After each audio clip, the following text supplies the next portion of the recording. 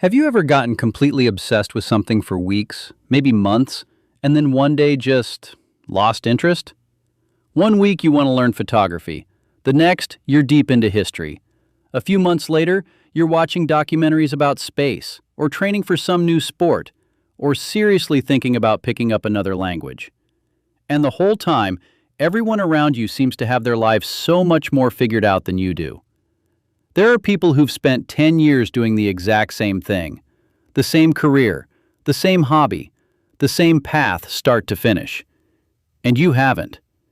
You feel like you're always starting something new, always back at square one. That's why so many people with too many interests carry this quiet, constant guilt.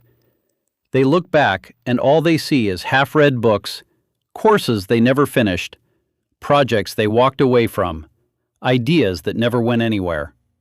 And little by little, they start to believe something dangerous. That they're flaky, that they lack discipline, that they'll never actually be good at anything. That everyone else got some instruction manual they somehow missed. But psychology has a far more interesting explanation. Because in a lot of cases, the problem isn't that you have too many interests. The problem is that you've spent years judging yourself by rules that were written for people completely different from you. From the time we're little, we're taught that finding your passion is one of the most important things in life. Find the thing you love, they say, and pour everything into it. Success comes when you pick one path and stay on it for years. And for some people, that really does work beautifully. But not for everyone, and nobody tells you that part. There are people whose brains seem built to explore, to connect ideas, to jump between completely different worlds without ever feeling lost. And even though, from the outside, it can look like a lack of focus, very often, it's the exact opposite. Their attention isn't weak, it's extraordinarily curious. Psychologists actually have a name for this: openness to experience. It's one of the most studied personality traits in all of modern psychology. People high in openness feel this constant pull to discover new things, not because they're trying to impress anyone, not because they want to seem interesting at a party, but because their brain genuinely gets pleasure from exploring. Learning something new gives them a feeling that's almost hard to put into words, like every new piece of knowledge opens a door that wasn't there a second ago. That's why they get drawn to wildly different subjects.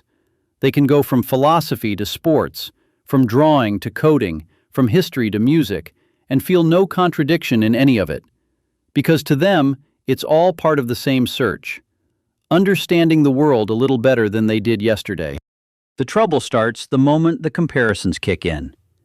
Because our society tends to admire the specialist, the doctor who studied the same field for 30 years, the musician who's played the same instrument since childhood, the athlete who's given their whole life to one single discipline.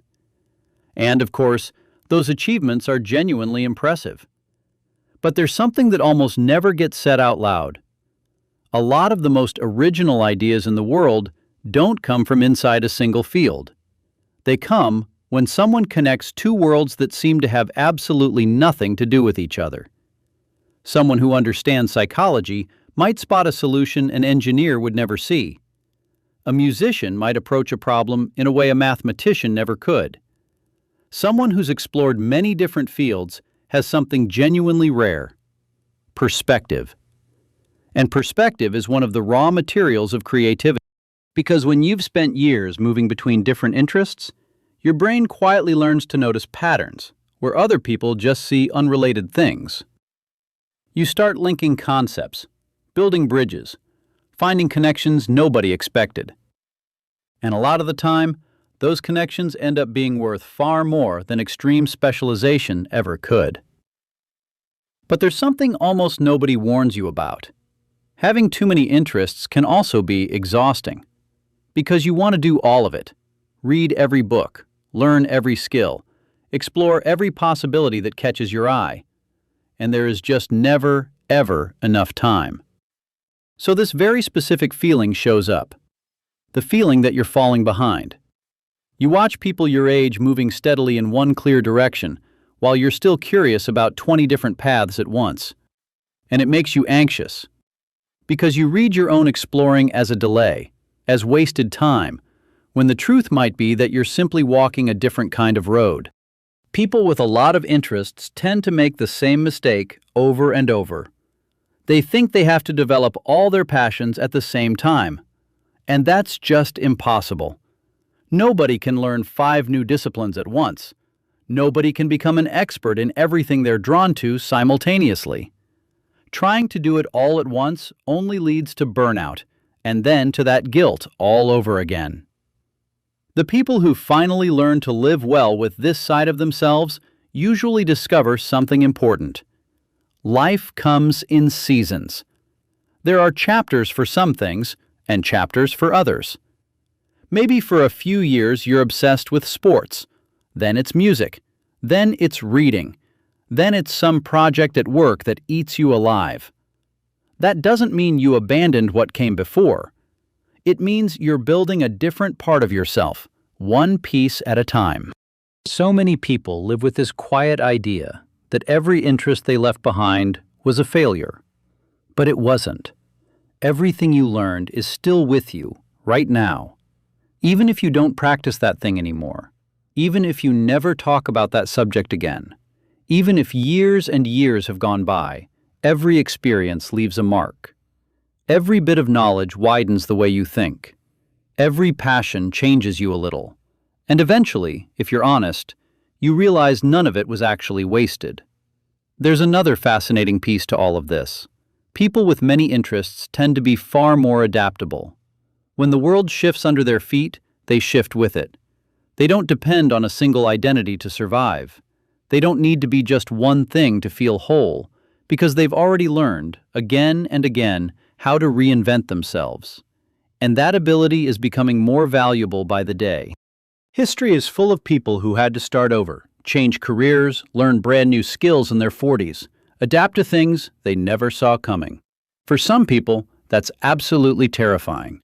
But for someone who's spent their whole life exploring different interests, change isn't a threat. It's familiar ground. It's just Tuesday.